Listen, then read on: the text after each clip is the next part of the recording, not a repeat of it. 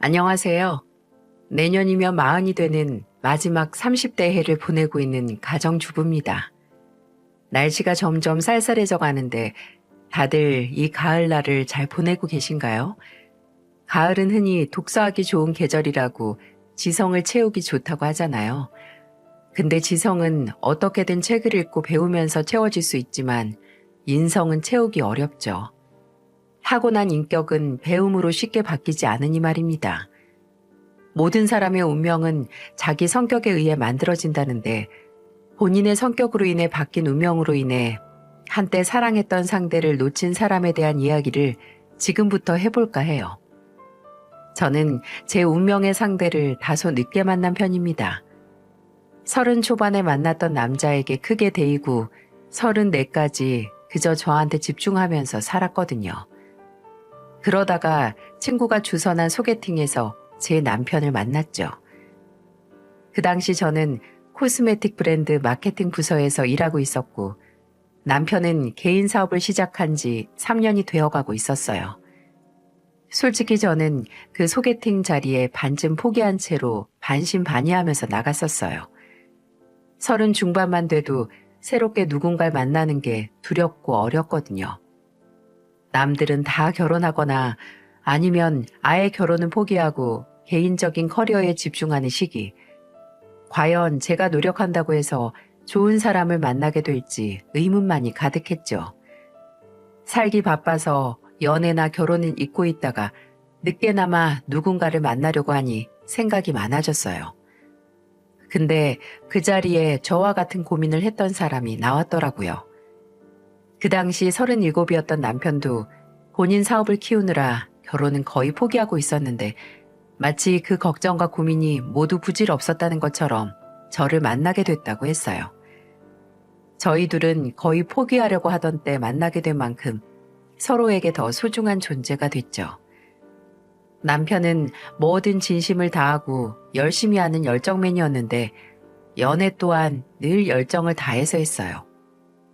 늦사랑이 무섭다고 일이 바빠도 꼭 하루에 한 번은 저를 찾아와 제 얼굴을 보려고 했고 심지어 일 때문에 지방에 장기간 출장에 가야 할 상황에서는 이틀에 한 번씩 서울에 와서 저를 몇 시간이라도 만나고 갔었습니다. 그렇게 저희는 1년 정도의 열애를 했고 결혼까지 하게 됐어요. 저는 늘 사업을 하면서 유지되는 남편의 푸근한 심성이 어디서 왔나 했는데 저희 시댁 식구들의 타고난 성격 중 하나더라고요. 강원도에서 사시는 시부모님도 또 서울에서 변호사로 일하는 시동생도 정말 너무 좋은 분들이었거든요. 저는 남편과 결혼을 준비할 때 시댁에 처음 인사를 드리러 갔던 게 아니라 이미 남편과 반년 정도 만났을 때부터 알고 지냈었어요. 일단 가깝게 사는 시동생은 워낙 남편과 평소에도 연락도 자주 하고 교류가 잦아서 저도 자연스럽게 만나게 됐었죠. 또 시동생이 먼저 형이 만나는 사람이 궁금하다고 소개시켜 달라고 하기도 했고요.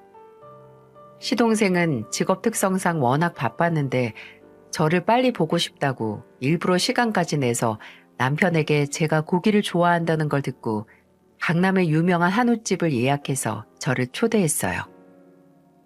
저는 형이 노총각으로 평생 살면 어쩌나 걱정했는데 이렇게 형수님을 만나서 얼마나 마음이 놓이나 몰라요. 야, 내가 노총각으로 늙는데 네가 왜 걱정을 해? 아유, 당연히 걱정이 되지. 형이 혼자서 외롭고 쓸쓸하다고 매일 나 찾아오면 어떡해? 그리고 내가 좀 착해. 그렇게 오는 형 다 받아줘야 할 거 아니야. 윤정아, 속지 마. 지성이 저 자식 진짜 지가 하기 싫은 건 절대 안 하는 놈이야. 지도 심심해서 나랑 노는 주제 받아주게 뭘 받아줘? 늘 진중했던 남편은 시동생 앞에서만은 고등학교 남학생처럼 장난스러워지고 거침없어지더라고요. 4살 차이 나는 동생과 나이가 들어서도 그렇게 변함없이 친하게 지내는 게 보기 좋았어요. 시아버지께서 정년 퇴임을 하시고 요양보호사로 일하시던 시어머니께서도 일을 그만두신 후 서울집을 정리하고 강원도에 집을 지어서 가신 거거든요. 그래서 남편과 시동생은 서울에서 가까이 사는 유일한 가족이다 보니 더 애틋해진 것 같기도 했죠. 그 후에도 시동생은 결혼 전부터 마치 이미 제가 가족인 것처럼 챙겨줬어요. 일 때문에 해외에 나갔다가 부모님들이 선물 사면서 같이 샀다고 제 부모님까지 생각해서 면세점에서 영양제를 잔뜩 사서 보내기도 했고요. 또 남편과 연애할 때 여름에 속초 여행을 갔다가 돌아오는 길에 시부모님이 사시는 곳을 들리게 돼서 결혼 전에 본의 아니게 일찍 만나 뵙게 됐어요. 솔직히 저희가 너무 즉흥적으로 가게 된 거라서 시부모님께서도 당황하셨을 것 같거든요. 도착하기 몇 시간 전에 연락을 드리고 간 거라서 정말 그냥 얼굴만 보는 거라고 생각을 했죠. 근데 제가 도착했을 때 마치 며칠 동안 기다린 사람 환영해 주시듯 반가워해 주시고 또 이미 시아버지께서는 마당에서 숯불을 피우고 계시더라고요. 저 온다고 고기 구워주신다고요. 아유, 왜 이렇게 말랐어? 윤정아, 이것도 싸서 먹어. 이거 내가 텃밭에서 직접 키운 거라 쓰지도 않고 아주 달어. 네, 어머님, 저 진짜 많이 먹고 있어요. 야, 지연아, 너는 밖에서 윤정이랑 만나면 너 혼자 먹고 다니냐? 너는 어째 살이 더 붙었다? 아유, 아버지 아들도 서울에서 일하느라 고생하느라 부은 거예요, 부은 거. 그래서 그날 전혀 예상치도 않게 시댁에서 잠까지 자고 갔어요. 아마 연애 중에 시댁 식구들과 너무나 자연스럽게 가족 같은 사이가 돼서 남편과의 결혼이 더 당연하게 다가왔던 것 같아요. 결혼 후에도 시댁 식구들은 변함없이 제게 잘해주었고 저는 무사히 그 집의 일원이 될 수 있었네요. 여름에는 서울보다 날이 시원한 시댁에 자주 놀러갔고 결혼하고 얼마 지나지 않아서 제가 임신했을 때는 식당 일로 바쁜 저희 어머니를 대신해서 시어머니께서 서울로 오셔서 저를 많이 챙겨주셨어요. 또 저희 아버지께서 건물 관리로 일하던 건물에서 임금 체불 문제가 생겼을 때 기꺼이 무료로 도움을 줬던 게 시동생이었고 또 시아버지께서는 지인을 통해서 아파트 경비원 일도 소개시켜 주셨죠. 시댁 식구들은 그저 제 결혼으로 말로만 이어진 인연이 아니라 마치 그전부터 몇 년간 함께 해온 것처럼 제 일을 곧 시댁 식구들 본인들의 일처럼 생각하는 가족이었습니다. 그렇게 남편과 제가 결혼하고 1년 반 후에 좋은 소식이 한 가지 더 들려왔어요. 바로 시동생이 결혼을 하게 된 거죠. 저나 남편은 이전부터 시동생에게 만나는 사람이 생겼다는 건 알고 있었어요.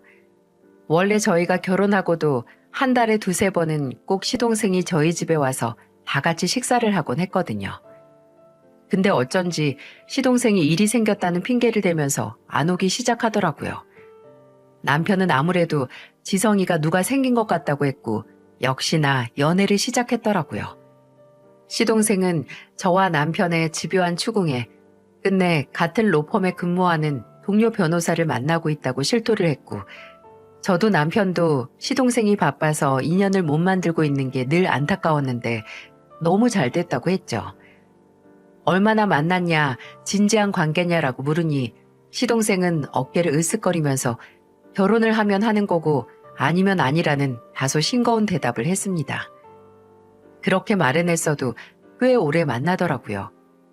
그래서 남편이 먼저 시동생에게 시부모님께 소개시키기 전에 자리를 만들어서 저와 본인을 먼저 만나게 해달라고 궁금하다고 했는데 어딘지 시동생의 반응이 영 시원치가 않더라고요. 결혼은 할 거라고 하는데 상대가 낯을 많이 가리고 일도 바빠서 아무래도 시간 내기 어려울 것 같다면서 말이죠. 그래서 새로운 가족이 될 동서는 결혼 바로 직전 시댁에 인사를 드리러 왔을 때 처음 보게 됐어요. 남편도 저도 시동생의 결혼 상대가 너무 궁금해서 주말에 시간을 내서 강원도로 갔습니다. 그렇게 만나게 된 동서는 첫인상이 굉장히 화려했어요. 투피스로 된 트위드 정장을 입고 화장도 마치 샵에 가서 바꿔온 것처럼 공들여서 했더라고요. 시동생과 같은 로펌에서 잘 나가는 변호사라고 들었는데 딱 봐도 커리우먼의 분위기가 물씬 풍겼죠. 그리고 도도하고 새침한 인상처럼 성격 또한 되게 말이 없고 시동생의 말대로 내성적인 것처럼 보였습니다. 제가 새 식구를 만난다는 생각에 들떠서 좀 평소보다 한층 밝게 인사를 했거든요. 근데 그런 절 보고 동서는 좀 떨떠름하게 아, 네, 안녕하세요 라고 하고 말더라고요. 무안해서 혼났네요. 정말 딱 시부모님이 물어보는 질문에만 거의 단답형으로 대답을 하고 상다리가 부러질 것처럼 차려진 밥상 앞에서도 음식을 깨작깨작 먹어서 좀 긴장했구나 했는데 동서가 화장실이 어디 있냐고 물었을 때 저는 쎄한 감정을 느낄 수 있었습니다. 동서에게 화장실을 알려주고 뒤돌려는데 화장실에 들어간 동서가 들어가자마자 바로 나오더라고요. 어? 왜 그냥 나와요? 혹시 휴지 없었어요? 아니요, 아무것도 아니에요. 이상하더라고요. 그날 동서와 시동생은 시댁에서 거의 2시간도 안 있다가 갔습니다. 물론 저랑 남편은 주말이었기에 자고 왔고요. 시어머니도 그날 처음 본 동서 이야기를 하면서 숫기가 없다, 긴장한 것 같다 라고 하셨고 그래도 시간이 지나고 좀 낯이 익으면 가까워질 수 있겠지 싶었어요. 근데 첫인상이 다라는 말이 있잖아요. 첫인상이 끝까지 쭉 간다고요. 동서는 시동생과 결혼하고 나서도 시댁 식구들과 조금이라도 가깝게 지낼 생각이 없어 보였어요. 가족 행사가 있는 날이면 늘 시동생 혼자 와서 동서는 바빠서 못 왔다는 말을 했고 가끔 가다가 동서가 참석을 하면 시댁 식구들 누구도 동서와 말 3마디 이상을 나누지 못했어요. 시댁에서는 명절에 따로 제사는 지내지 않지만 그냥 가족들끼리 음식 해 만들어서 해먹고 하거든요. 근데 한 번은 명절에 동서도 시동생을 따라 시댁에 왔었는데 와서 30분도 안 있다가 갑자기 차키를 챙겨서 나가려고 하는 게 아니겠어요? 예진이 어디 가니? 아니에요. 신경 쓰지 마세요. 잠깐 앞에 나갔다 올게요. 그리고 나가서는 1시간 있다가 들어왔네요. 나중에 시동생에게 동서의 행방에 대해서 듣긴 했는데 참 이걸 뭐라 설명을 해야 할지. 동서가 처음 시댁에 인사드리러 왔을 때 혹시 기억하시나요? 제가 시댁 화장실에 들어갔다가 동서가 바로 나왔다고 했잖아요. 그게 이유가 있던 거였어요. 동서한테 결벽증이 있답니다. 인사드리러 온 날도 시댁 화장실을 보고 기겁을 하고 나왔던 거였어요. 그날엔 차키 가지고 나와서 차 타고 20분 거리에 있는 건물로 가서 볼일을 보고 왔다는 거죠. 여러분이 오해하실 것 같아서 말씀을 드리자면 시댁 화장실은 아무런 문제가 없습니다. 무슨 다 쓰러져가는 집에 곰팡이 풍풍 난 지저분한 푸세식 화장실이라고 생각하실 것 같은데 시댁은 깔끔한 양옥집이고 화장실도 저희 시어머니께서 워낙 깔끔하고 부지런하셔서 지저분하지도 않았어요. 근데 그것마저도 본인 기준에는 더럽다고 못 쓴 겁니다. 진짜 참 유난이다 싶었어요. 시동생도 민망했는지 저나 남편에게 로펌 사무실에서도 이걸로 말이 많다고 결벽증으로 유명하다고 변명 아닌 변명을 했죠. 근데 집에 있는 화장실이 지저분하다고 다른 건물 화장실에 쓰는 게 말이 되나요? 아주 남다른 본인만의 기준이 있는 건 확실했네요. 또 이 결벽증 문제로 한 차례 문제가 있었는데요. 화장실뿐만 아니라 동서는 먹는 문제로도 유난스러웠어요. 동서가 진짜 가끔씩 시댁에 올 때마다 가족들과 둘러앉아서 먹는 식사 자리에서 밥 한 공기를 비운 적이 없거든요.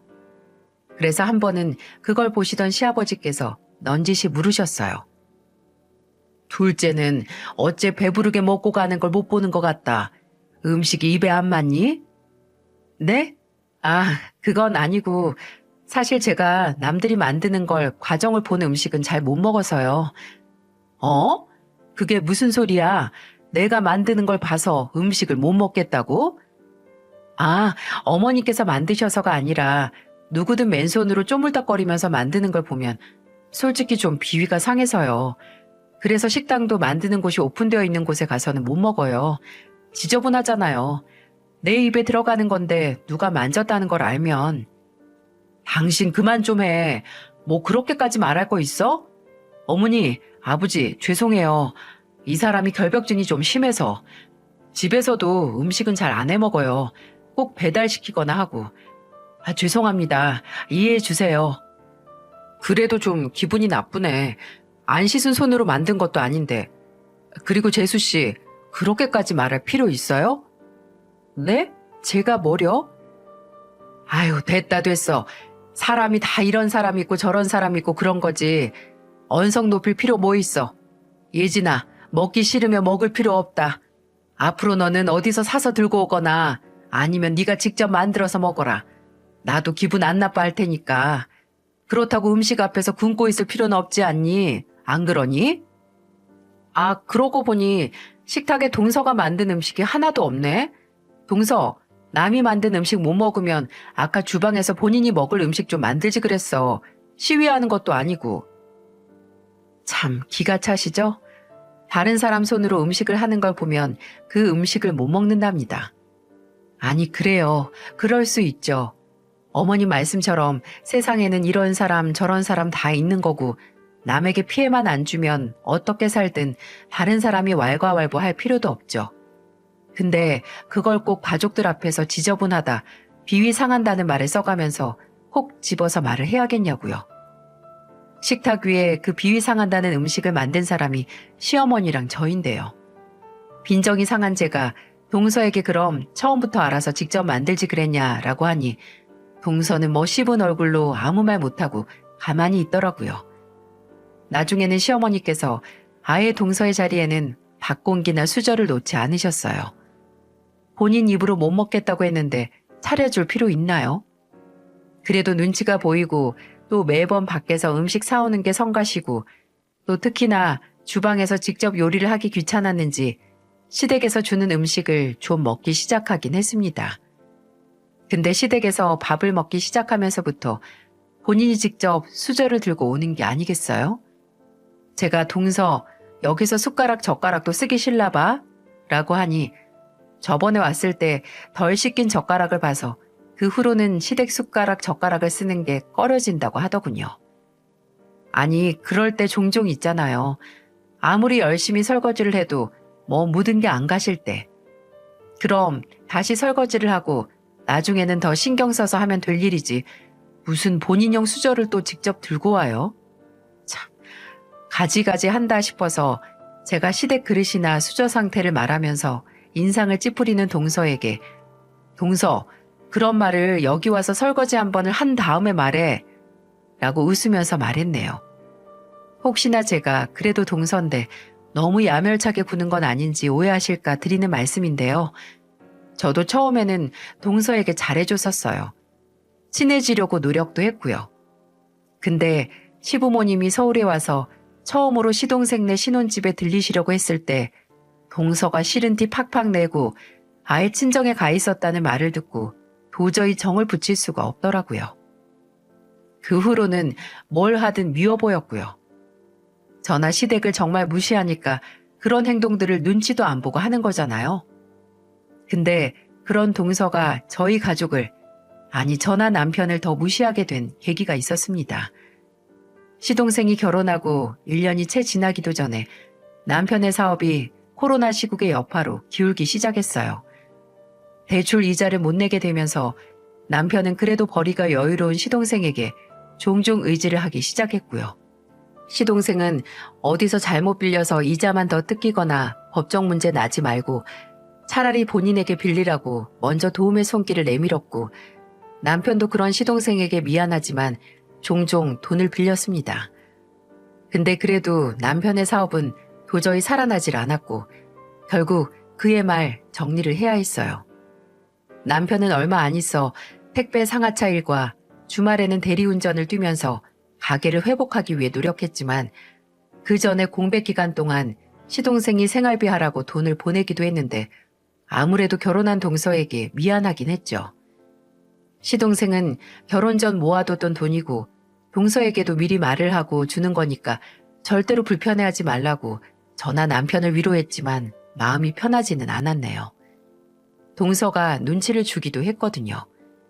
저희 애가 입은 옷을 보고 묘하게 웃더니 이거 제가 사준 거나 다름없죠? 라고 하길래 제가 무슨 말이냐고 했더니 아니, 남편이 아주버님 댁에 돈 빌려줬으니까 애 옷 사 입히는 것도 저희가 보낸 돈으로 사주시는 거잖아요. 라고 하는 게 아니겠어요? 앞서도 말했지만 동서는 참 말로 모든 걸 까먹는 사람 그 자체였네요.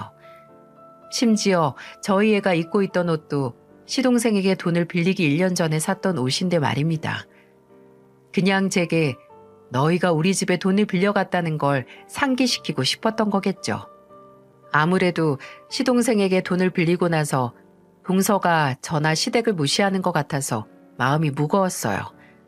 그래서 남편에게 말해서 한 달에 조금씩이라도 시동생에게 빌린 돈을 갚자고 했죠. 근데 남편이 시동생에게 돈을 보내자마자 시동생은 갑자기 무슨 돈이냐고 벌써 갚을 필요 없다고 연락을 해왔고, 남편은 사실 저나 본인이나 네 돈 쓰기 동서 눈치가 보인다는 얘기를 꺼낼 수밖에 없었죠. 시동생은 폭발을 했고 남편과 제게 사과를 했어요. 결혼 전에 각각 따로 모았던 돈 중의 일부는 서로 터치 안 하기로 했었고, 남편에게 빌려준 돈은 전혀 동서의 눈치를 보거나 신경도 안 써도 되는 부분이라고요. 그리고 나중에 남편에게 전해 듣기로는 그 문제로 시동생과 동서가 아주 크게 싸웠던 모양이더라고요. 거의 일주일 동안 시동생이 집을 나와서 비즈니스 호텔에서 묵었을 정도로 크게 말이죠. 그리고 이게 시동생과 동서가 했던 큰 싸움은 이것뿐만이 아니었어요. 제가 결혼을 하고 3년이 지났을 때 시아버지께서 말기암 선고를 받고 반년도 지나지 않았을 때 세상을 떠나셨어요. 정말 가족들 모두 어떤 작별의 준비도 하기 전에 시아버지의 병세가 너무 악화가 됐었고, 모든 죽음이 그렇듯 너무나 갑작스러웠기에 가족들 모두 충격에 빠졌었죠. 시어머니께서는 병원에서도 장례식장에서도 총 3번의 졸도를 하셔서 장례식 내내 쓰러져 계실 정도였어요.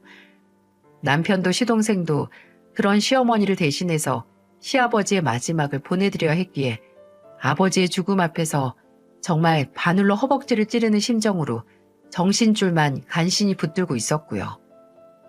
그렇게 가족들 모두 거의 실신에 빠질 정도의 슬픔에서 허우적거릴 때 그 와중에 동서는 장례식에서 자리를 지키면서 눈에 거슬리는 행동만 했어요. 뭐 장례식장에 있는 쪽방에서 일한다고 노트북만 두들기고 앉아 있었고요. 나중에는 입고 있던 여자용 상복이 거추장스럽다고 벗고 있더라고요. 평소 같았으면 진짜 대체 뭐가 중요하냐고 한마디 했을 텐데 그때는 다들 정신없는데 그거 신경 쓸 여력도 없으니 넘어갔습니다. 아니, 그냥 무시를 했어요. 근데 장례식 이틀째 되는 날 오후에 시동생과 동서 둘 다 보이지 않는 거예요. 화장실에 갔거나 아니면 잠시 자리를 비웠나 했지만 그래도 너무 돌아오지 않기에 저도 남편도 의아했죠. 시동생 휴대폰은 전화를 해도 통화 중이라는 음성만 나왔고 동서도 통화 중이라는 음성 메시지만 들려왔어요. 근데 그러다 제가 잠깐 한숨 돌리기 위해 장례식장을 나와서 입구에 의자 있는 곳으로 나왔는데 시동생이 있더라고요. 멀리서 보기에도 시동생은 얼굴이 뻘겋게 달아올라서 무척 화가 나 보였고 귀에는 휴대폰을 대고 통화 중이었어요. 가만히 다가가니까 시동생이 휴대폰을 통해서 무섭게 화를 내는 대상은 다름 아닌 동서였고요. 네가 진짜 제정신이냐? 딱 이틀 있는 게 그렇게 좀이 쑤시든? 아니, 회사에서 이틀 3일 잔업하는 건 그 상태 그대로 소파에서 자면서 잘만 하면서 우리 아버지 돌아가신 날은 갑자기 침대가 아니면 잠을 못 자겠어? 미치겠네. 됐다. 너 같은 애한테 내가 무슨 말을 하겠어? 너한테는 이 정도도 무리한 부탁이지. 이제 너한테는 무슨 희망도 없다. 답이 없다고 답이. 나중에 장례식장으로 돌아온 시동생은 혼자 구석에서 소주를 연거푸 들이마시기 시작했어요. 취한 시동생은 남편에게 동서가 장례식장에 있다가 피곤하고 여기서 도저히 잠을 못 자겠다고 나가서 근처 호텔에서 자고 오겠다고 나갔던 거라는 걸 말해서 알게 됐어요. 형, 이게 말이 돼? 내가 연애할 때 아무리 애가 현실 감각이 떨어지는 것 같아도 이 정도일 줄은 몰랐는데 내가 미쳤지. 공주 같고 도도해서 마음이 갔는데 이건 도도한 게 아니라 그냥 인성에 문제가 있는 정도잖아. 종종 본인이 처음에 상대에게 끌렸던 점이 나중에는 헤어질 원인으로 발현이 된다고 하던데 아마 시동생도 그런 경우가 아니었나 싶어요. 저나 남편이나 시동생이 그걸 계기로 이혼을 하지 않을까 싶었는데 그렇지는 않더라고요. 시동생은 어떻게 해서든 그 결혼을 개선해 나가려고 했나 봐요. 듣기로는 부부 상담도 받았다고 하는데 남편에게 정말 이것저것 다 말하는 시동생은 점점 동서와의 관계에 대해서는 함구를 하기 시작했어요. 아예 골치가 아픈 일을 회피하는 것 같아서 저도 남편도 시동생과 대화를 해보려다가 몇 번을 실패하기도 했습니다. 나중에는 곁에서 조용히 걱정만 했네요. 그러다가 대형 사건이 터졌어요. 시아버지가 돌아가시고 딱 1년 지난 시아버지의 첫 기일이었습니다. 제사를 안 지내던 시댁이었지만 시어머니께서는 그래도 가족들끼리 모여서 뭐 거창하게 할 것 없이 시아버지께서 생전 좋아하셨던 음식이랑 가족들이 좋아하는 음식 차려서 시아버지를 기리자고 하셨어요. 일찍 강원도로 가서 장을 보고 저녁에 제사를 지내기로 했습니다. 저는 그날 동서가 시댁에 안 올 줄 알았어요. 원체 시댁에 오는 걸 싫어하기도 했고 시아버지 장례식 사건 후로는 아무래도 시동생과의 사이도 틀어져서 그럴 줄 알았는데 그 예상과는 다르게 오긴 왔더라고요. 물론 또 도착해서 바로 차에서 안 내리고 정말 30분 정도 한참 지체를 하다가 내리긴 했지만은요. 근데 제사상으로 쓰려던 상다리가 영 시원치 않아서 남편과 시동생은 시댁에서 가까운 가구점으로 대형 제사상을 사기 위해 나갔어요. 자연스럽게 시댁에는 저와 시어머니 동서가 남았고 셋이서 시장에 장을 보러 가기로 했죠. 아무래도 살 것도 많고 해서 셋이서 다 같이 갈 수밖에 없었네요. 아무튼 동서에게 장 보러 갈 거라고 준비하라고 했더니 동서가 좀 탐탁지 않은 표정으로 묻더군요. 근데 어디로 보러 가요? 여기 근처에 대형마트 있어요? 마트가 있긴 한데 오늘은 중앙시장으로 갈 거야. 그 말을 들은 동서의 미간에 주름이 패이더군요. 시장에 간다는 게 되게 귀찮아 보였고 혼자서 그럼 오래 걸어야겠네 라고 투덜거리기도 했어요. 시어머니는 그 소리를 못 들으시고 주방에서 가기 전에 미리 손질할 음식 재료를 보고 계셨고요. 그리고 저는 거실에서 시어머니를 기다리고 있었는데 갑자기 동서가 제게 와서 소파 옆 탁자에 뭘 탁 하고 놓더라고요. 이게 뭐야 동서? 신용카드지 뭐예요? 아니 그건 아는데 이걸 왜 나한테 주냐고. 형님, 저 오늘 진짜 피곤하거든요. 어제 새벽까지 일해서 지금 서 있을 힘도 없어요. 제가 카드 드릴 테니까 이거 들고 어머님이랑 둘이 가서 장 봐갖고 오세요. 진짜 세상 성가시하는 표정이 마치 동네 꼬마에게 10,000원짜리 한 장 쥐어주면서 가서 심부름하고 오라고 하는 것 같았네요. 그 건방진 태도에 헛웃음이 나서 말했습니다. 동서, 가기 싫으면 그냥 가기 싫다고 말해. 새삼스러운 일도 아니니까. 그리고 동서 데리고 가는 거 장볼 돈이 없어서가 아니라 짐 될 사람이 필요해서 데려가는 거니까 아무리 힘들어도 협조 좀 해. 여기서 동서만 피곤하고 힘든 거 아니야. 형님은 일도 안 하고 집에 있으면서 뭐가 힘들어요? 아, 희연이 보는 거요? 그게 뭐가 그렇게 힘들다고. 그리고 가서 제모까지 짐들라고 이 카드 드리는 거예요. 가서 장만 보는 게 아니라 뭐 희연이 옷이 필요하면 옷 사시고요. 신발이 필요하면 신발도 사시고요. 형님도 집에만 있다고 늘어지지 말고 제 카드로 화장품이라도 사서 바르시던가요. 제가 안 따라가는 수고비 미리 카드로 드리는 거니까 이걸로 뭐든 사시라고요. 한도 걱정하지 마시고. 아시겠어요? 뭐? 동서 진짜 참 가지가지다. 아니, 나한테 건방진 소리 하는 건 이제 뭐 놀랍지도 않고. 근데 오늘 다른 날도 아니고 아버님 기일이야. 오늘 같은 날까지 이따위로 굴어야겠어? 나이가 몇인데 아무리 하기 싫고 힘들어도 좀 조용히 넘어갈 줄 몰라? 아니, 그러니까 시아버지 생신이니까 저는 돈 써서 마음을 표현하겠다고요. 사람이 피곤하잖아요. 그리고 뭐 사면 얼마나 산다고 3명이서 줄 서서 우르르 시장에 가요? 뭐 카드 필요 없으면 마시던가요.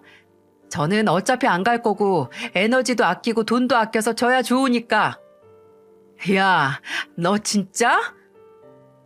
이건 해도 해도 너무한 거 아닌가요? 상황 파악 못해서 개념 반 말아먹고 건방진 소리나 하는 동서에게 참지 못하고 제가 소리를 질러가면서 정말 쌍욕을 날리려는 그때 시어머니께서 나오셨어요. 주방에서 마늘을 빻고 계셨던 건지 한 손에는 방망이를 들고 나오셔서 저희들 앞에 서셨습니다. 그리고 정말 저는 생전 처음 보는 무서운 얼굴로 손에 든 방망이로 동서를 가리키면서 소리를 지르셨어요. 네가 진짜 제정신이 아니구나. 내가 그래도 지금까지는 많이 참아왔는데 너같이 인성이 너덜너덜한 애는 처음이다. 너는 할 말 못할 말도 구분 못하고 상황 파악도 못하니? 그딴 머리로 어떻게 변호사를 하니? 네가 그러고도 변호사야? 네가 뭐 머리로 말로 돈을 벌어? 지나가는 개똥벌레가 웃겠다. 너같이 혀 잘못 휘두른 애는 말로 돈을 버는 게 아니라 해가 망신을 할 거야. 어떻게 네 시애비, 네 남편 아버지 기일까지 말 잘못해서 이 사단을 만들어. 어머님, 소리 좀 그만 지르세요. 그리고 솔직히 어머니도 형님도 저 안 좋아하시잖아요. 왜 좋아하지도 않는 사람 끝까지 끌고 가려고 하세요? 어차피 피차 일반으로 저도 어머님이나 형님한테 감정도 안 좋은데 서로 편한 길로 가자고요. 동서는 편한 길로 가는 게 다른 사람 기분 다 망쳐놓고 지 혼자 편하려고 하는 거잖아. 말 참 이상하게 하네. 그리고 애초에 우리가 왜 동서를 안 입곱게 생각하는데 본인이 지금까지 했던 행동 좀 돌아봐. 누가 동서에 대한 감정이 좋겠어? 누가 사이좋게 지내자고 했냐고. 기본만 하자고 기본만. 그게 서로 편한 길로 가는 거야. 동서처럼 지 기분만 생각해서 남들 기분은 신경도 안 쓰고 마음대로 행동하는 게 아니라. 제가 마음대로 행동하고 싶었으면 애초에 여기 오지도 않았어요. 저도 많이 양보한 거라고요. 예, 누가 너한테 양보하라든? 결벽증 때문에 겸상 못한다고 해서 내가 먹기 싫으면 먹지 말라고 했던 것처럼 차라리 오기 싫었으면 끝까지 오지 말든가. 왜 괜히 와서 애들 아빠 간 날 사람 속을 이 지경으로 뒤집어놔. 아, 고막 나가겠네. 이렇게 시끄러우니 먼저 떠난 아버님 마음도 이해가 가네요. 제대로 된 논리도 없이 소리만 빽빽거리는데 누가 옆에 있고 싶겠어요? 뭐? 이 미친 것이 뚫린 입이라고? 시어머니는 정말 정상적인 사람이라면 입에도 담지 않을 말을 잘도 하는 동서를 보고 더 이상 참지 못하고 몸을 날리셨습니다. 그리고 손에 들고 있던 다진 마늘 묻은 방망이를 휘둘러 동서를 미친 듯이 두들기기 시작하셨어요. 동서는 비명을 지르면서 방망이를 피했지만 시어머니는 남은 손으로 동서 옷자락을 잡고 늘어지면서 정말 끝까지 맞느라 굽은 동서의 등 허리를 타작하듯 내리치셨고요. 저는 놀라서 시어머니를 말리고 동서는 나중에 울면서 바닥에 떨궜던 휴대폰을 들어 끝내 경찰에 신고를 했죠. 요즘 세상에 시자짓 한다고 며느리를 폭행하는 집구석이 어딨어요. 진짜 재수가 없으려니까 별개다. 진짜 더럽게 재수가 없어서 이딴 집구석이랑 엮였어. 재수 온 붙어서 너 같은 며느리 만난 건 우리 집이야. 무당 불러서 국까지 해야 할 정도로 재수 없는 게 누군데 그딴 헛소리야. 동서는 끝까지 시어머니에게 폭행으로 고소하겠다고 으름장까지 났고 시어머니는 할 테면 해보라고 마지막까지 손에 든 방망이를 동서에게 던지려고까지 했네요. 제가 시어머니를 말리지 않았다면 아마 동서 머리에 구멍이 났을 겁니다. 신고를 받고 경찰이 왔을 때까지 동서도 시어머니도 절대 한 사람도 물러나지 않아서 끝내 경찰서까지 가고 말았어요. 저는 그 와중에 남편에게 전화해서 이 사실을 알렸고 어안이 벙벙할 정도로 놀란 남편은 시동생과 함께 바로 경찰서로 달려왔습니다. 다행히 폭행 정도가 심각하지 않고 동서도 그 상황이 창피했는지 경찰서에 도착해서는 고소한다는 말을 꺼내지 않고 조용히 있었어요. 경찰서에서는 가정 내 불화로 훈방 조치 후 풀려날 수 있었고요. 저희가 경찰서에서 나올 쯤에 도착한 남편과 시동생은 제게 자초지종을 들었고 그걸 들은 남편이 화를 내기도 전에 시동생이 먼저 동서에게 말했죠. 이제 입 함부로 놀려서 경찰서까지 오냐? 너 진짜 뭐가 문제야? 지금 이게 다 내 잘못이라는 거야? 나 맞았어. 어머님이 먼저 나 몽둥이로 때렸다고. 야, 남편이 왜 먼저 떠났는지 알 것 같다는 말 듣고 눈 안 뒤집힌 인간이 어딨냐? 그딴 말을 내뱉었으면서 어떤 일이 일어날지 생각도 못했어? 머리는 뭐하러 들고 다니냐? 너는 어디 가서 변호사라고 하지 마라. 아니, 그 전에 어디 가서 나랑 결혼했다고도 하지 마. 나 이제 도저히 너랑은 얼굴 맞대고 못 살겠다. 뭐야 지금? 이혼하자고? 지금 그 소리 하는 거야? 그래, 이혼하자고. 너 양심이 있으면 말해봐. 내가 너한테 제발 우리 집에 잘하라고 말 한마디 하든? 그냥 무례하게만 하지 말라고 했지. 근데 이게 뭐냐? 그리고 내가 너한테 집안일로 눈치 준 적 있어? 너 집에서 손 하나 깜짝 안 하잖아. 입던 옷도 바닥에 그대로, 먹던 것도 그 자리에 그대로. 네가 결혼하고 알아서 세탁기를 돌려봤어. 아니면 화장실 청소를 먼저 해봤어. 도우미 부르거나 다 내가 했잖아. 근데 너는 대체 뭐가 문제라서 나한테 이런 모습만 보여주냐? 당신 지금 내가 당신 어머니한테 맞은 건 생각은 안 해? 야, 네가 했던 거 생각해봐. 네가 그 주둥이로 내뱉었던 말을 되짚어보라고. 매번 지 말만 맞다고 지 말이 진리인 것처럼 굴던 애가 어쩌다 입에서 내뱉은 말마다 죄다 헛소리뿐이야? 당신 진짜 변했어. 어떻게 나한테 먼저 이혼하자는 소리를 해? 어떻게 당신이? 나는 너랑 달라서 결혼하고 변한 거 하나 없어. 아니, 오히려 바뀐 건 너지. 너 결혼 전에는 분명히 애 낳을 생각 있다고 했으면서 혼인신고하고 나서 갑자기 애 낳기 싫다고 몸 망가지고 퍼지기 싫다고 한 거 기억 안 나? 나 진짜 많이 참았어. 어떻게 사람이 1부터 10까지 다 맞겠어. 안 맞는 게 있으면 참고 맞춰가는 게 결혼이지 하면서 참았는데 지금 생각하면 내가 등신이지. 이건 참을 게 아니라 그냥 버렸어야 하는 거야. 너는 앞으로 네 그 이기적이고 비상식적인 언행이나 행동 받아줄 남자 만나서 살아. 나는 정말 억만금을 준다고 해도 더 이상은 못하겠으니까. 시동생은 몇 년간 참던 울분을 터뜨려 동서에게 이혼을 통보했고 얼굴이 시뻘개진 동서는 후회할 거라는 말을 남긴 채 시댁에서 짐을 챙겨서 서울로 가버렸어요. 시아버지 기일도 엉망이 되어버렸지만 시동생의 결혼 생활도 끝내 파국을 맞이한 거죠. 그날 시동생은 울면서 시어머니와 제게 용서를 구했습니다. 애초에 동서와 더 빨리 이혼을 했으면 아버지 기일을 이렇게 망치지도 않았고 저나 시어머니도 모욕적인 일을 당하지 않았을 텐데 다 본인 잘못이라고 하면서 울었어요. 어떻게든 본인의 결혼을 지키려다가 그게 잘못된 선택이었다는 걸 안 시동생에게 저나 남편 그리고 시어머니는 지금이라도 끝을 낼 용기가 생겼으니 다행이라고 위로를 했죠. 서울에 가자마자 시동생은 바로 이혼을 준비했습니다. 둘은 서로 추접스럽게 끝까지 가지 말자고 합의 이혼을 했고 시동생은 2년이 조금 넘는 결혼 생활을 말끔히 정리를 했어요. 동서는 시동생과 이혼을 하고 바로 회사를 그만두고 다른 로펌으로 이직을 했다고 들었고요. 근데 문제는 이야기가 이게 끝이 아니라는 겁니다. 시동생은 한동안 이혼의 꼬리표를 잊고 살았어요. 안 가던 휴가도 갔다 오고 혼자만의 시간을 보내면서 마음을 비웠습니다.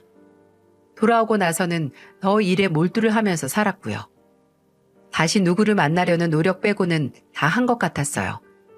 하지만 제 동서였던 그 여자는 달랐나 봐요. 이혼하고 반년도 지나지 않아 시동생에게 재결합을 하자고 연락을 했다는 겁니다. 저희 집에 온 시동생이 맥주를 먹으면서 어처구니 없다는 식으로 말하더라고요. 나랑 헤어지고 다른 남자 만나서 바로 재혼하려고 했는데 잘 안 됐나 봐. 나도 알고는 있었거든. 듣고 싶지 않아도 소문이 들려와서.